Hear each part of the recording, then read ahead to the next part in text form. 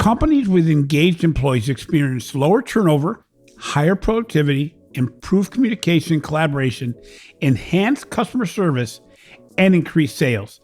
According to research, an increased focus on employee experience can increase revenue profits by more than 50%. This is why 84% of executives rate employee experience as important to delivering better customer experiences, according to Deloitte. Unfortunately, less than 10% of firms say they are ready to actively improve employee experiences. I'm excited to have Tiffani Bova, the Global Customer Growth and Innovation Evangelist at Salesforce and the Wall Street Journal bestselling author of the new book, The Experience Mindset, on the Banking Transformed podcast. We discuss why organizations need a new operating mentality that takes into account the needs and preferences of both customers and employees with every decision made.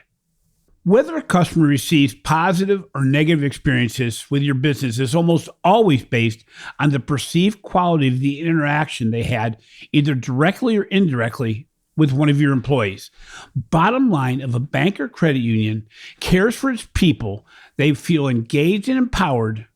In turn, they will care for your customers.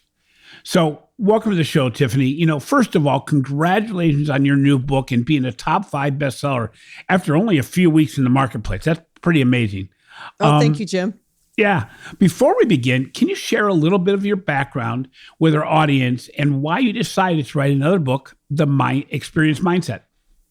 Well, I've been in and around tech now for 30 years, which is shocking to actually say out loud for so many reasons. But I started my career as an individual quota-carrying sales rep, selling technology, software, hardware, then services, then sort of everything. And then I was really early in this thing called the World Wide Web, all the way in 2000. The first domain name I ever sold to someone was 1996, literally. And the first time I ever bought a domain name was a year later in 1997. So I was very early in the cloud and really trying to push businesses to understand the value of this off-premise kind of solution that would democratize access to technology. And we use these terms now. Trust me, back then, it was not these terms. It was sort of like, don't put your ad in the yellow pages or your business name in the yellow pages, like put it on this thing up in the internet. What's that? So did that for a couple of years. And then I ended my sort of leading divisions in companies at Gateway Computers, which was a Fortune 500 company at the time. And then I spent a decade at Gartner, advising customers and technology companies on how to improve going to market, the impact of digital on the way they engage with brands, sales transformation, as well as indirect strategies. And that was really at a time where we were sort of promoting this concept of all companies were going to become tech companies, whether it was a bank or, whether it was a retailer, whether it was a car manufacturer. People didn't really understand maybe what that meant. They said, oh, we're going to be using more technology, but it wasn't that, right? It was really this shift to saying, no, we're actually going to develop our own technology and have our own proprietary solutions so that we can differentiate in the marketplace. And then about 7 years ago, Salesforce knocked on the door and said, hey, continue doing what you're doing today, but do it for us and for our clients and help us really transform externally sort of the narrative on how and where technology can improve the lives of not only, right, our customers, but our customers' customers, right, and helping them be successful. And then somewhere in between there, I wrote 2 books. First one, Growth IQ, that came out in 2018. And then this one, The Experience Mindset, that came out in June of 2023. Yeah, and it's a great book that's very timely today as we talk about the importance of better customer experiences, but just as importantly, especially since COVID, the importance of good employee experiences. So you recently did an interview with Seth Godin on your own podcast discussing the state of work. A lot has changed since the pandemic with remote work environments and people asking for and demanding different things. And how do you view the existing state of the workforce as well as the impact on customer experiences? It's a great question because, look, I didn't land on the experience mindset one day because I was like, I think I want to. Well, first of all, I had no plan of writing a second book. Let me start there. But Growth IQ was 10 paths to growth, and it was really this culmination of my practitioning days, right? Leading sales, marketing, and customer service organizations. And then my kind of, if you will, in quotations, academic days, right? Being an analyst at Gartner and having, sort of 4,000, 4,500 customer conversations. And I sort of broke down how companies grow across 10 growth paths. And I thought I'd nailed it, right? I was like, I have nailed it. Like it's these 10, I can, bolt anything in there. And lo and behold, customer experience was my first path, but I missed employee altogether. Like I did not give it its due in Growth IQ. I mentioned it a couple of times in the customer experience chapter, but I did not give it the weight that it needed. Fast forward, pandemic hits, great resignations happening, quiet quitting. All of a sudden, employees become the number one stakeholder to long-term company growth, according to the Edelman Group, to their trust barometer is actually where it was. It was the first time in a decade customer was displaced as number one by employee. So I was like, hold on a second. Like, let me understand what's happening. And I had been at Salesforce for a couple of years. So I was standing on stage right before the pandemic. And I said, I didn't think it was a coincidence. Salesforce is a great place to work. It's one of the most innovative companies in the world. And it was the fastest growing enterprise software company. And now I think it's the third or fourth largest software company in the world. I didn't think that was a coincidence. And working here, I realized the power of culture, people, just trust, and all the sort of inner workings of how we've been able to be so successful. And I wanted to prove the statement that everyone has said for a very long time, right? Happy employees, happy customers, get those two things right, greater growth rate. And that was kind of in my wheelhouse. Jim, listen, I am not an HR expert. I'm not a people expert. Like that is not where I have sort of grown up from an expertise standpoint. So I very much focused on the moment that matters when an employee touches a customer in some way. Products they develop, the UI they develop, the FAQs they write, right? The sales process, the marketing, all of those things, or the service that a teller gives, all of that kind of employee engagement with a customer, that really fascinated me. And that led me to writing the experience mindset. How do you define employee experience and the dynamics as it relates to employee engagement, which are very similar terms, but they aren't the same? Look, I didn't know the answer to that question. I just said, right? I wrote an entire book that was translated in 12 languages, became a Wall Street Journal bestseller, et cetera, et cetera. And I missed employee, right? Like I did not know the answer to that question. So I went to our CMO at the time at Salesforce and I said, I'd like to prove this out. So we did one study, US only, and it was publicly traded companies. We went and looked at publicly available information, net promoter scores, retention rates, growth rates, et cetera. And what we found was companies that were really good in customer experience saw a lift in employee satisfaction KPIs. When we looked at those that were really good on the employee side, we saw a lift on customer experience or customer satisfaction KPIs. But when those two things were working in harmony, we saw a 1.8 times faster growth rate than those that only got one of those right. And so for $1 billion brand, it could be a $40 million impact. So we knew we were on to something, but that kind of back of the envelope math, if you will, was not going to hold the test of time to someone who's going like, I'm going to make a strategic move here. Like I need to understand it better. So we did a second one. And that was a global study we did with Edelman, where we looked at both the C-suite and employee, cross industries, different sizes, globally in six countries. And so what we found was we were able to identify what parts of the employee engagement had the greatest impact on customers. So it was things like technology, processes, training, career development. Do I feel that the company sort of backs me up and invests in me? Do I trust my C-suite executives, right? Are they accountable for what they say and what they do? It was very much around those kinds of attributes, if you will.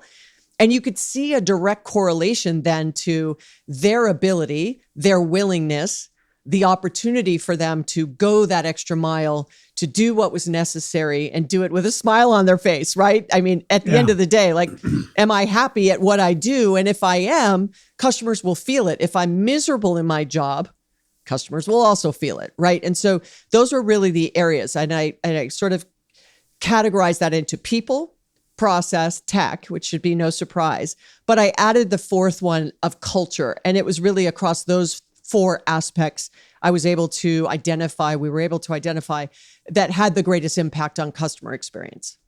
So it's interesting, we talk about these terms as if they're easy to implement, easy to make work. And the reality is they aren't. I mean, culture is a nebulous term out there that, it's one of those things, you either have it or you don't. And, it's either positive or negative.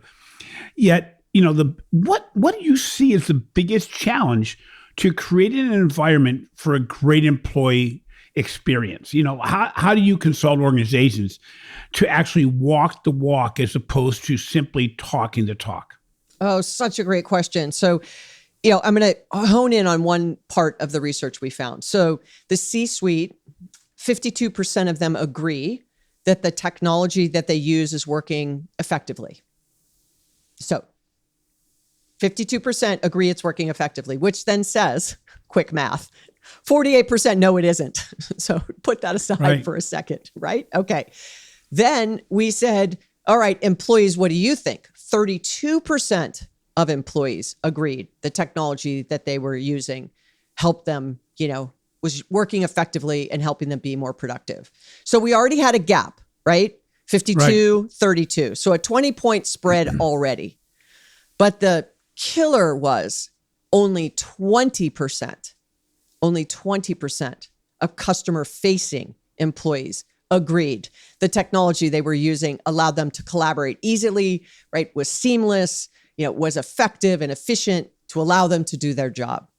Outdated tech was the largest gap between what the C-suite thought was happening in the organization and what employees actually said was happening. Now, remember, this is not comprehensive, right? It's not all things HR. It's not comp. It's not DE&I efforts. Right. All very important, not part of this study, right? It was really at that moment that matters, right? When an employee was touching a customer. So that outdated technology was a huge component of it. And so if you think back and go, wow, that should stop anyone who's listening to this in their tracks.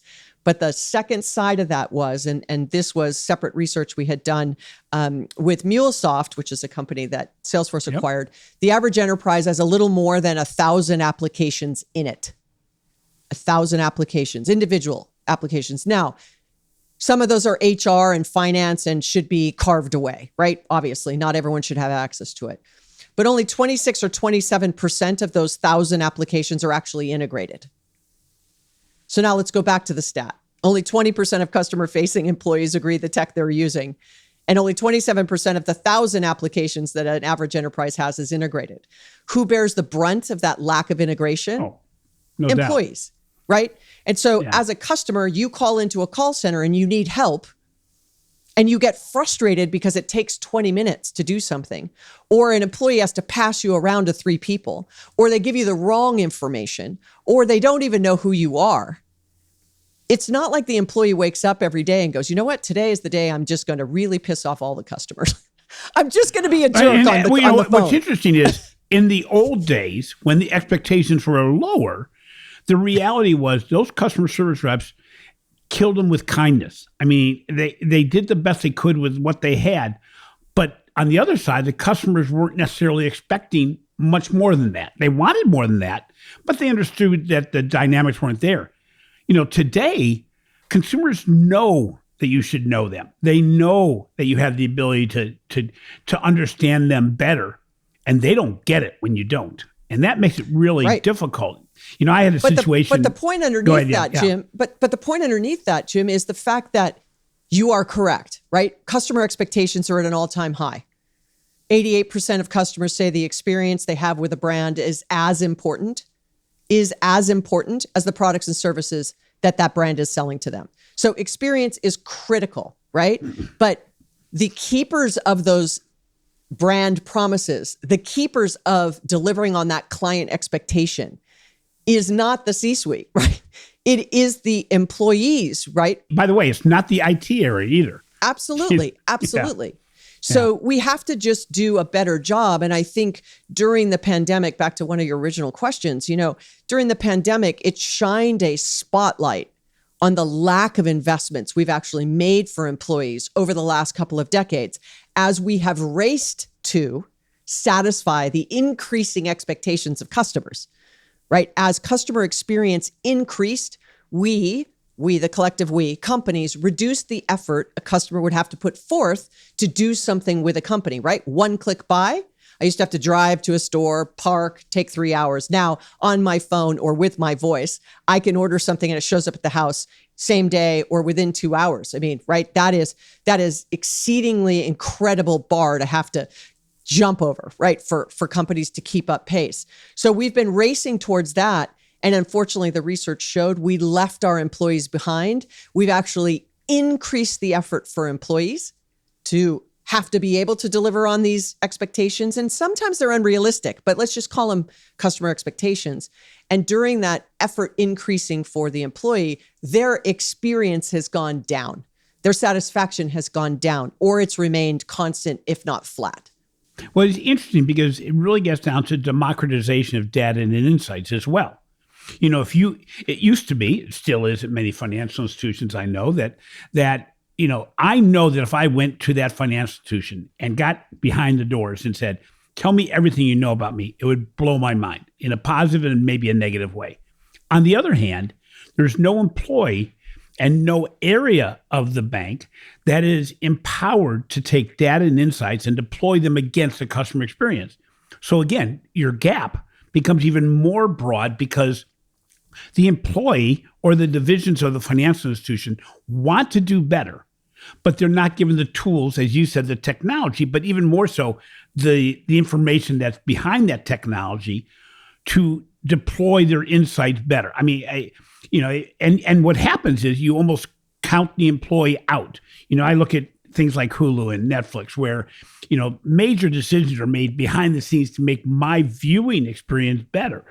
But that same knowledge of what I want is not known by the customer experience people, by the people trying to sell me, by the people trying to serve me. And I ran into this with Delta Airlines recently where I had an uncomfortable, let's say, flight back from Amsterdam. And while every employee tried to help, when I told them, I spent this whole time in a nice class of service and not able to take advantage of that nice class of service to be able to actually sleep. And they offered me all they had to offer. And you go, wait, that's worth $100. That's not acceptable. I'm not hard to please. But the reality is, don't insult me by your lack of knowledge of what my status is and all the other things, because there's a lot of money spent here. It didn't get any better as I reached out to the behind the scenes. And now I'm on the third level. But again, it's the democratization of data and insights to say, can you come to a equitable relationship decision on an ongoing basis? And if you can't, the employers are the ones who take all the heat. Yeah. And so, Leo, let's double click on banking as an example, right? Yeah. And you said it, that you just said, right? It's have the data, analyze that data, know more about me, make it more personalized, all of those things, right? I still get solicitations for credit cards I already have. Yeah. And I'm going to guess I'm not the only person. So do they send 1 million out a day like that? How much money does that cost them, right? How many millions are spent sending a solicitation for a credit card for one people already have? And so that tells me you don't know who I am. I mean, I know I know the reason, right? Right. It tends to be if it's a branded credit card, they're not actually the financial institution. The financial institution is sending it, but it's a branded credit card. So they're not sharing data. Well, at least at a minimum, share my name so that you can remove some of this superfluous and unnecessary spend, right? But then let's go just to the financial institution. And I'm not tossing anybody under the bus, right? But I get called every once in a while from my man, somebody in the bank saying, we'd like to, give you some advice on, we've got wealth management advisors, we've got this, we've got that, right? We've got these things for you, but it's not personalized at all. I'm your personal banking, contact or advisor, but then you don't say anything that makes me go, you just dialed 100 people today and check the box. Mind you, right. This bank uses Salesforce technology. So I know they can do better. They have the capability. Exactly. They have the capability to do better. So where is the gap? So that goes back to I could check the box. Yep. We've digitally transformed. We've made this acquisition of, the industry leading technology as it relates to CRM in the financial services market, whatever. We've got, marketing cloud, we've got service cloud, we've got sales cloud, we've got all that we need. And yet that's the experience that I still have. So that's why I said it's people, process, tech. Let's just focus on process and tech, because that's where it's falling apart, right? And people usually ask when I share that stat about the C-suite and the customer facing, why do I think that is?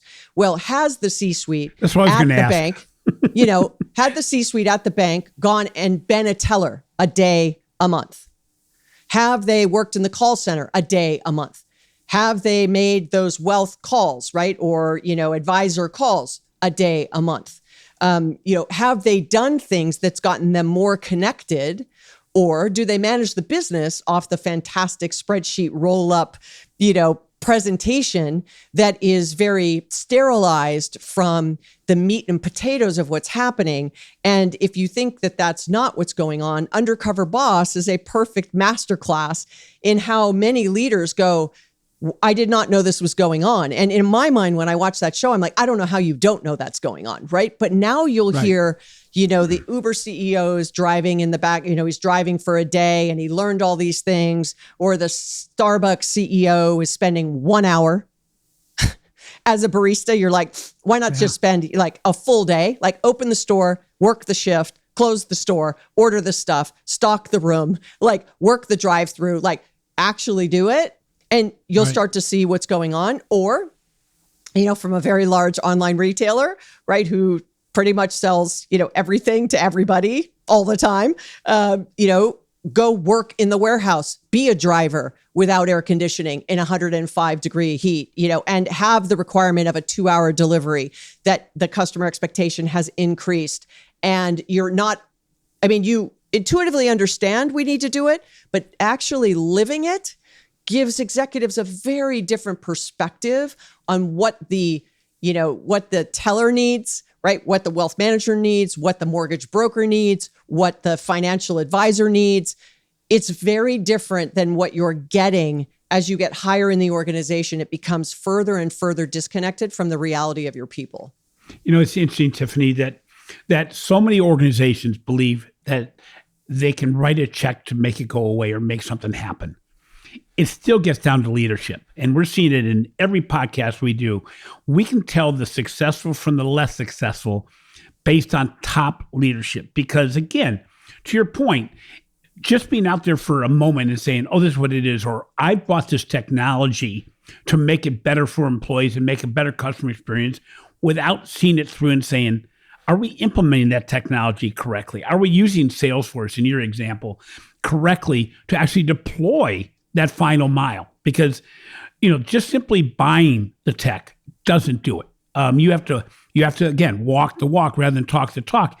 And tech is not as important as people when it comes to the implementation phase. Yes, you need the technology, but you can't simply make a better customer experience by writing a check. What has happened is we've spent billions of dollars on improving customer experience, right? Reducing that effort, improving the customer experience. Billions. We're going to journey map. We're automating. We're using AI. We're going to video or omni-channel. Customers can contact us in 10 different places, et cetera, et cetera. But we haven't made the same effort for employees. That you would never make a customer ever jump through 8 applications, open 8 different tabs on their desktop to place an order with you. You would never do that to a customer, right? Ever. But we do it to employees every single day, single day. So, quiet quitting and, some of the other things we found in the research, right? And you've said it, right? It is the people and process side of this conversation has huge implications to culture, because culture is, do they care about me? Like, oh, here's another tool they've tossed over the fence that's going to make my life easy. easier, right? And lo and behold, it helps the customer, but I have to work twice as hard because I have to hop between two things. So, really understanding that disconnect. And, I'm about to make a statement that I don't want everyone freaking out, and sending me a note, but I don't believe Salesforce sells technology. I know we sell tech, but just stay with me for a second. Mm-hmm. I believe we sell change on how companies engage with customers, change how employees actually do their job, change how companies approach digital, data, trust, personalization, all the things we've just talked about. It's change. And change for humans individually is difficult. Imagine being a leader sucks. and you have 10,000 people that have to get on board and change. And that's where communication and transparency and culture and psychological safety and trust and all those words we throw around that make many executives feel it's too squishy and soft. If I can't track it and I can't measure it, I can't manage it. Those are the things that employees are desperately looking for. And if you're not doing them, then there should be no surprise that you have, quiet quitting going on. Well, it's interesting. We have 80,000 ways to measure how well we're doing on the customer experience. How do organizations establish a robust measurement system for employee experience? Yeah. So I ask this question when I meet with executives. I say, tell me your top 5 KPIs for customer experience. And they usually can rattle them off fairly quickly. Oh, yeah. Usually because their comp is impacted by those performance metrics, right? If your NPS score dips, it impacts if your churn rates go up for customers, like it impacts right? I mean, it has not only, from a KPI standpoint, from a compensation standpoint, it has impact. Then I'll say, tell me your top 5 employee KPIs. And it tends to be like retention, turnover. Right? Turnover, retention, right? And then they might go, I'll have to ask HR. Let me pull my HR, chief human resource officer or my HR lead.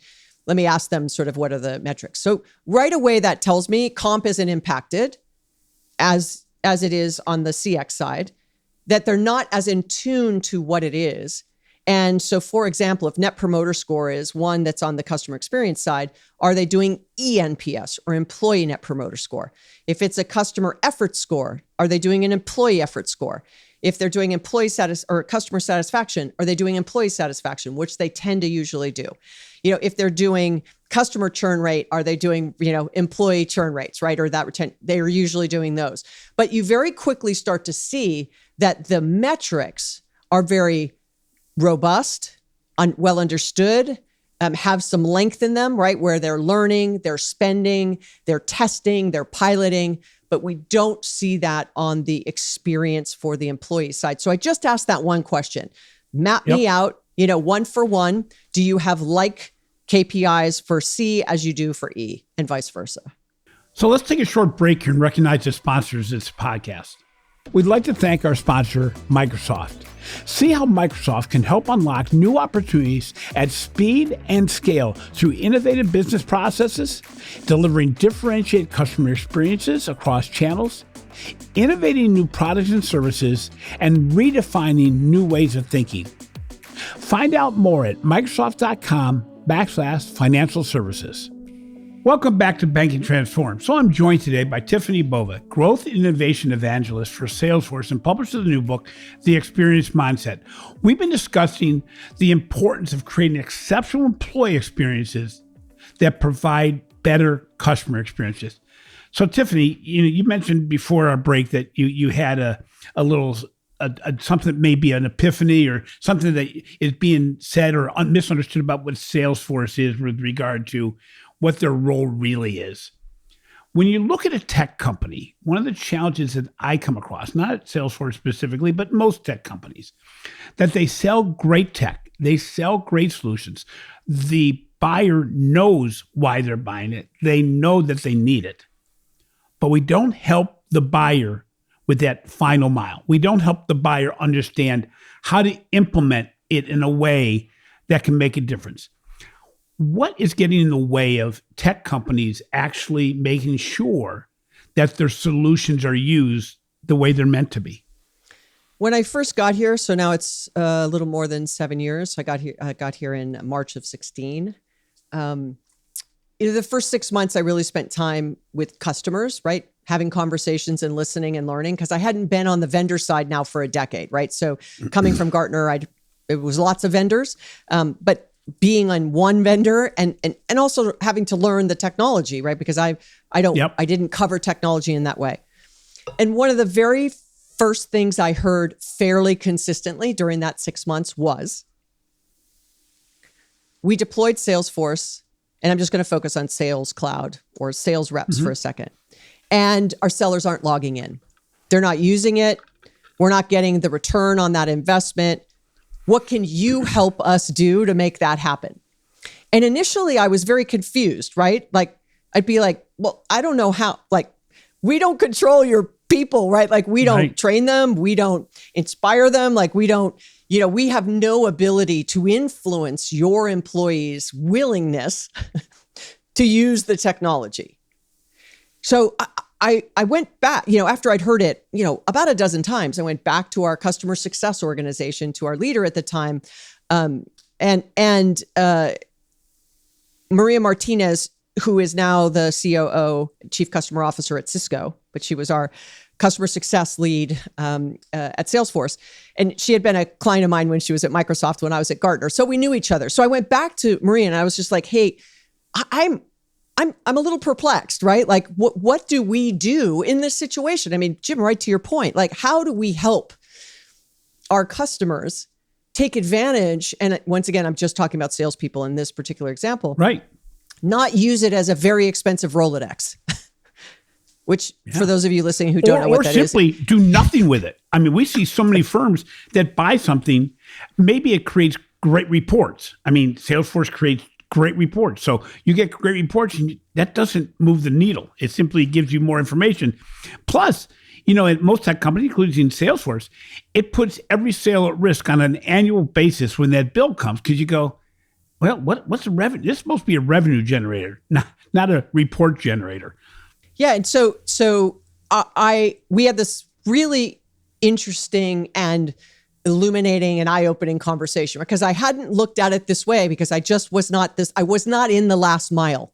I'd spent a decade at 35,000 feet, right? Like, I was not at the last mile by any stretch. So now I'm in the thick of the last mile, right? And I used to be a single user version of Act, a single user version of Goldmine. I ran 130.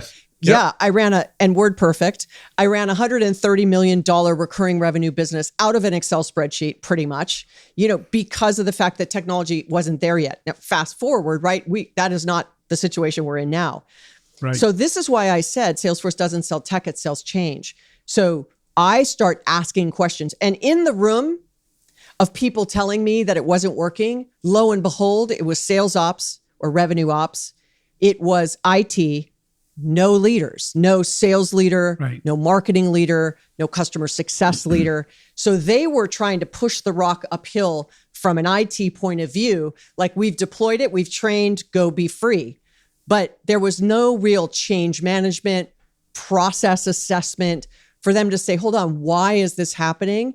And lo and behold, for sellers specifically, like, if they're just data entering all day long and they see no value back out of the technology, unfortunately, what happens is they just stop using it. So it cannot be just an input mechanism. It has to add value in the output. How does it make me smarter, more productive, more informed? Does it help me become a trusted advisor? Sort of all the things salespeople aspire to do. Is the technology helping me do that? So, a teller or a mortgage broker or a financial, services advisor, whatever it is, when I sit on the other side of the table, but if I'm that person who works for that bank, I want to be like, Tiffani, I see that you get these two things twice a year. Like, my bank knows I get a bonus twice a year. If they don't, they're not paying attention, right? Oh, yeah, exactly. So then you should say, reach out. Hey, Tiffani, we know it's probably getting close to bonus time. Would you like to invest in this or that, or do this or that? Oh, they know me. They care about me. And in many ways, they're a salesperson, but they're called a financial advisor, right? Or whatever they are, terminology. But at the end of the day, they're kind of in sales. So if the more personal you could be, the more you know about me. Now, mind you, heavily regulated industries like banking and financial services, there's lots of things you can't do. So if I'm saying something that is illegal, take it for how I'm saying it, right? I'm just giving an example of what you can do if you are willing to change the behavior of the person, but they have to be willing to do that. And that's why I say it has to start at the top. It has to be reinforced. People have to understand why they're doing it. Even if they don't like it, the more they understand why, they want to feel like they know how to use it. I can't count on 2 hands or 2 feet how many times I'd sell $1 million technology projects, in the day I was selling. And at the last minute, what would get cut? Training. What would get cut? Sort of the change management. What would get cut? Right? Any customization. And all of a sudden, then they'd be like, why isn't it working the way we thought? Right. So it is just short-sightedness. They check the box. It's a lot of money. They don't get the value. And then they blame the technology provider instead of saying, let me look internally at our internal inertia or our internal processes or our unwillingness to actually have a beginner's mind and change some of the things we've done that, by the way, may have been successful for the last 3 decades, but are no longer working. So, it may even require different leaders. It's interesting. We've been talking about the benefits of technology, but digital transformation really impacts the internal soul of every employee. I think it can be safely said that most employees look over their shoulder daily to say, is this new technology going to disrupt my job? Is it going to take my place at my role that I've done for years? How do you think organizations have to do better at integrating digital transformation, digital technology within an employee's job to make it so they're not threatened daily? I mean, in the banking industry, tellers are every day worried, oh my gosh, digital banking is going to take over my role as a teller and put me out of work. A back office employee who's always done credit adjudication says there's new technology coming out that can do that. I'm worried about my job. And when it comes to it, those are going to be roadblocks you're going to have to deal with sooner or later because employees will find a way to protect themselves in a way that's not vicious, but it certainly lacks effectiveness within the organization. It's going to break the process. Well, weren't ATMs going to replace banks? That didn't good happen. Point. Yeah. That didn't happen. The thing is that customers want and use certain channels for certain things. I go physically into a bank for very specific and limited reasons. I do 90% of my banking online. I still go to an ATM because, like you, I travel a lot. I actually need cash because sometimes you find yourself in a situation where credit cards are not an option. And I think that will continue. You have a generation who's never stepped foot in a bank. Like, they've done everything online. They may never write a check. Right. I had this conversation with someone the other day. Like, I still write checks. People are like, no, wire me the money or just, do it and, Venmo me or Zelle me or PayPal me or whatever. And I'm like, I'm going to write you a check. And some of that is generational. But I think that it's about customer choice. And it's about making sure that in certain situations, you are available for your customers to want to do something for you and with you. Now, I was reading a study, and I forget who it's with, and you're probably going to ask me, and I'll have to find it for you. But I think you may have even commented on it when I posted it in online. And it was about why digital transformations fail. And their success rates have declined. And they dug into why they think that's happening. And one of the top reasons, it was either one of the top reasons or the top reason, was the willingness of employees to actually embrace what that transformation was. Like, I used to do it paper and now I have to do it online, right? I used to be able to, see my client face to face. Now it's a video call. Or, I used to have to go into these 3 applications. Now I can only go into this one. The other 3 are gone. I'm not willing to do whatever that digital transformation is that has, go back to that word, changed what I do every day, how I do it, and even potentially where I do it, right? And so that's why the people side of this conversation of employee is, the net of it is when you make a decision for customer going forward, wherever you are in the organization, first-time manager all the way up to a C-suite listening to this, I want you to just take a pause, take a beat, and say, hold on, what is the implication to our employees for this change I'm about to make? Yep. 1, 2, how much are we investing into taking them along in this journey to help them be more willing to do the things we need them to do? And then say, okay, if they're not, what are we doing to close that gap? Because if you don't make those investments and your people aren't willing to do what you now have enabled them to do, or they don't know how to do what you've just enabled them to do, or they think what you've done makes no sense. So, they're not, again, willing to do it. Those millions of dollars of spend will be for naught. And the smaller you are of an organization, the more risk that brings you in your ability to remain relevant and to stay being a company if your people aren't willing to do what you want them to do. So you have to inspire people to want to change. They have to understand how it impacts their job. They want to see their role and what they do every day and the success of the company. I mean, it's really basics, but we've moved so far away from it because, digital was going to, save the world and create world peace, which we know that's just not possible, right? We have to have the human element equally engaged to make those things come to fruition. As anybody who listens to the podcast regularly knows, I'm a huge fan of Liz Wolverton at Synovus Bank in Georgia. One of the conversations we had with her was, how do you close branches? And she says, the first way we work towards closing branches is to sit down with our employees and let them know, number one, what's our why? Number two, how will that affect them? And number three, how is this going to move the customer forward in the future? She goes, if we do that and we do it well and employees buy in, we aren't going to have the situation where the employees bad-mouthing our company, or when the customer comes in and says, what's going to happen to you? And the person just says, I don't have a clue. They haven't told me yet. Those kind of things are a big deal. That's culture, the culture of communication to employees and valuing your employees as an increasingly important part of the customer experience. Now, this could be an employee that never really directly talks to a customer, but if they don't understand the why and the understanding of where their role is going to transform with this new technology, they'll put a wrinkle into the mix. And it's extraordinarily important. And that's what was interesting about your book. You give so many case studies, so many examples of why the employee experience, number one, is many times taken as a afterthought. And number two, how important it is as a driver of a better customer experience. And when you're looking at this overall, we also have to look at the fact that the unemployment rate is very low right now. There's an increasing need for new talent and new experiences. At the same time, we need to find people that are going to buy into the fact that they're going to have an impact on customer experience. How do you find the right people?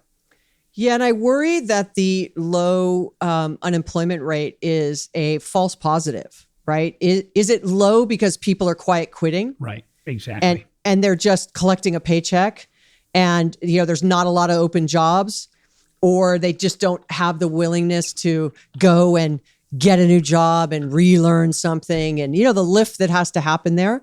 So is that now all of a sudden people are so engaged at work and fulfilled and find joy and love what they do? Yep. Is that what's happening, and why the unemployment rate is so low? Exactly. Or is it the latter that we, because if you look at Gallup's poll and others, employee satisfaction has remained fairly flat or constant and is actually a little bit down. So if satisfaction is down and employment is in an all-time, unemployment rate's an all-time low, those two things don't reconcile. There's something wrong with that. Exactly. They don't reconcile. So, so that bank leader that you were just mentioning, I would have loved to have double-clicked on that and said, when you're going to close that branch, did you offer your employees to be reskilled and maybe they could work remotely in a call center because they worked here, right? And offer them other positions or opportunities. Or was it just we're closing and, thank you for working here, right? And so I think that reskilling and understanding that disconnection between satisfaction and low unemployment is, do you survey your employees? And don't ask them 92 questions or even 50, like ask them one. Yeah. Like what could bring you more joy in your job every day? But ask that one question. And if you're a very small business listening to this, it's manageable. Do it in an email box.